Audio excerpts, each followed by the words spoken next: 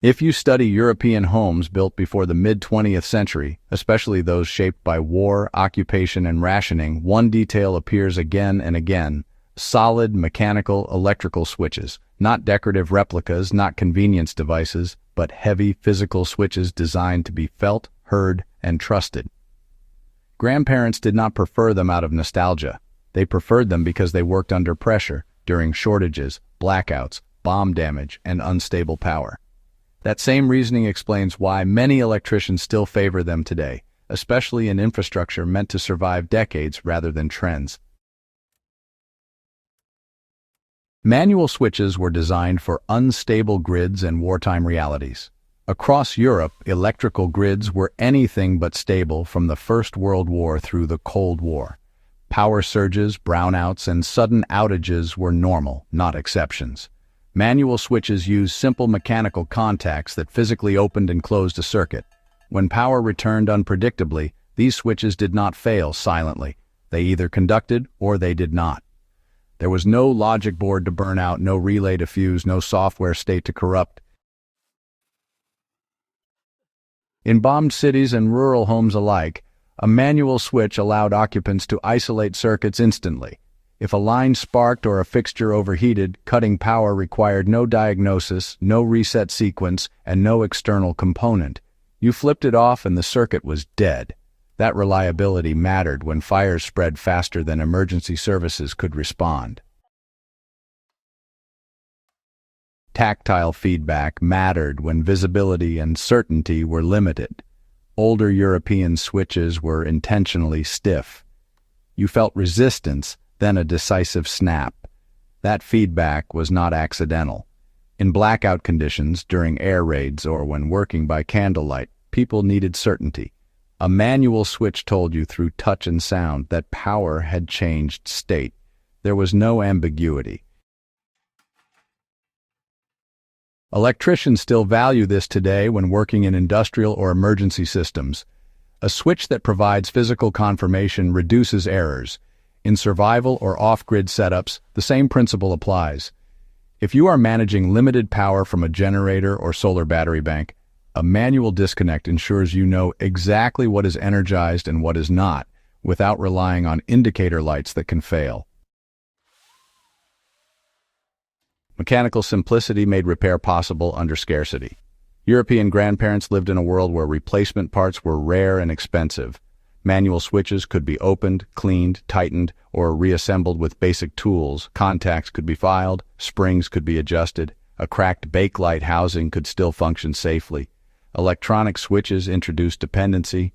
Once a component failed, repair often meant replacement.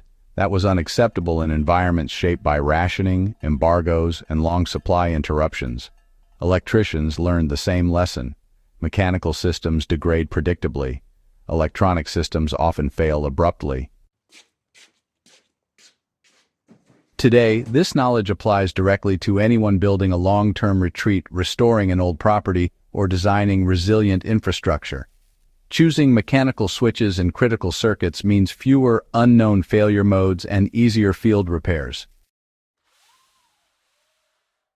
Manual switches, well, they isolated faults instead of letting them spread. One overlooked advantage of traditional switching is, honestly, fault containment. Older European wiring layouts, they often use dedicated manual switches for each room or even each appliance. So, if something failed, the problem just stayed localized. Now, electronic switching systems, they often centralize control, and that creates single points of failure. Electricians working in hospitals, rail systems, and military facilities, yeah, they still rely on manual isolation for this exact reason. When something goes wrong, you really want the smallest possible area affected. For survivalists, the application's, well, pretty obvious. A manually switched circuit for heating, refrigeration, or communications, it prevents a single fault from just taking everything offline. They work no matter the environment or interference. Electromagnetic interference, moisture, cold, heat, dust, all those things can mess with electronics. But manual switches, they tolerate abuse. Many of them kept on working in unheated homes, damp basements, and even partially damaged buildings all through Europe's war years. This is why electricians still specify manual disconnects in basements, workshops, and outdoor installations. The simpler the device, the fewer environmental variables can disable it. For anyone restoring historical homes or building off-grid cabins, this principle remains unchanged. Manual control reinforced disciplined energy use. Electricity was not taken for granted. Flipping a heavy switch carried weight. Lights were turned on deliberately and turned off immediately when not needed. This mindset reduced waste and prevented overloads on fragile grids. Applying this today means designing systems that encourage conscious use. Manual switches for high-draw appliances force awareness. You know when something is running. You feel the decision. In survival scenarios, that discipline directly extends battery life and fuel reserves. Modern electricians do not reject technology, but they separate convenience from reliability. In safety-critical systems, manual overrides remain mandatory. Elevators, industrial machinery, backup generators, and emergency lighting all rely on physical switches for one reason. When everything else fails, they still respond. You know, this continuity between past and present is not romantic. It is, well, empirical. Europe's hardest decades taught some pretty painful lessons about overcomplexity, and those lessons they sure weren't forgotten by the trades that keep infrastructure alive. So, anyone restoring a pre-war or post-war European home should really preserve or reinstall mechanical switches on essential circuits.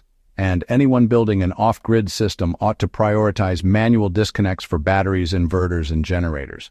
Anyone who's serious about resilience should separate critical loads with physical isolation points.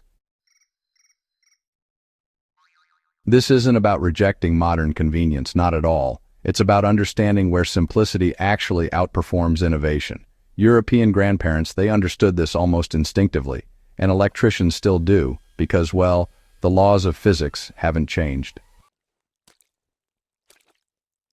If you value history not as nostalgia, but as accumulated hard knowledge, this is honestly one lesson worth carrying forward. Manual switches endured war, scarcity, and rebuilding, because they truly earned their place. So, if this kind of deep, practical history matters to you, go ahead and subscribe to Warpaths of Europe. Share this guide with fellow researchers and builders, and keep these lessons alive right where they still belong.